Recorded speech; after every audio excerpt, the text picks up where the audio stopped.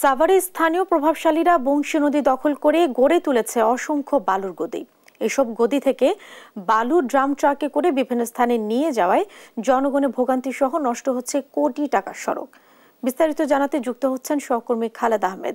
খালেদ, এ নিয়ে প্রশাসন কোনো ধরনের ব্যবস্থা নিচ্ছে কিনা, আর মানুষজন, স্থানীয় লোকজন কি বলছেন? জেসিকা, আপনাকে ধন্যবাদ। আমি এই মুহূর্তে রয়েছি সাভারের নয়ারহাট এলাকায় এবং আমার পেছনেই দেখতে পাচ্ছেন যে বংশী নদীর তীর দখল করে কিন্তু বালুর গদি গড়ে উঠেছে এবং এই গদি দুই একটি নয়, অসংখ্য এরকম বালির গদি গড়ে উঠেছে এখানে। এবং এই বালুর গদির কারণে একদিকে যেমন পরিবেশ নষ্ট হচ্ছে, অন্যদিকে নদী তার নাব্যতা হারাচ্ছে। পাশাপাশি এখানে যেহেতু ঢাকার ইচ্ছা মহাসড়ক এই পাশেই অবস্থিত, সেখানে কিন্তু এই সড়ক যারা ব্যবহার করছেন প্রতিনিয়ত কিন্তু এই যে বালুর গদি এখানে হওয়ায় কিন্তু তারা কিন্তু শ্বাসকষ্টজনিত রোগ সহ কিন্তু নানাবিধ রোগে কিন্তু আক্রান্ত হচ্ছেন। পাশাপাশি এখানে কিন্তু একটি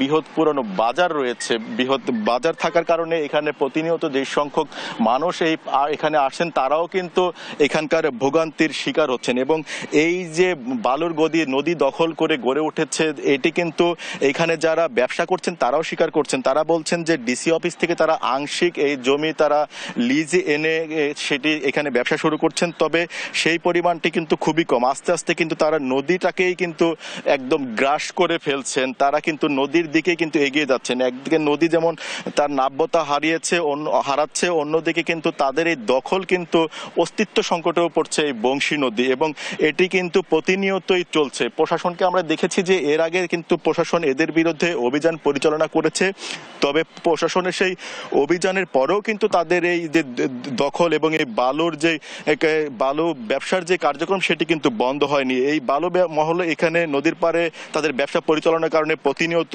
বিশাল বিশাল বাল্ক হেঁটে এসে কিন্তু এখানে তারা থামছেন, এখান থেকে বালু উত্তোলন করছেন, যে কারণে কিন্তু এই নদীতে যে সমস্ত ছোট নৌকা বা জেলেরা যে তাদের জীবিকা নির্বাহ করতেন এখান থেকে মাছ আহরণ করে, সেটিও কিন্তু এখন সম্ভব হয়ে উঠছে না। পাশাপাশি এখানে যারা এই অঞ্চলে যারা বসবাস করেন এই বালি থেকে কিন্তু প্রচুর পরিমাণ ধুলো সৃষ্টি হয়ে কিন্তু তারাও কিন্তু তাদের যে স্বাভাবিক জীবনযাপন সেটি কিন্তু তাদের ব্যাহত হচ্ছে।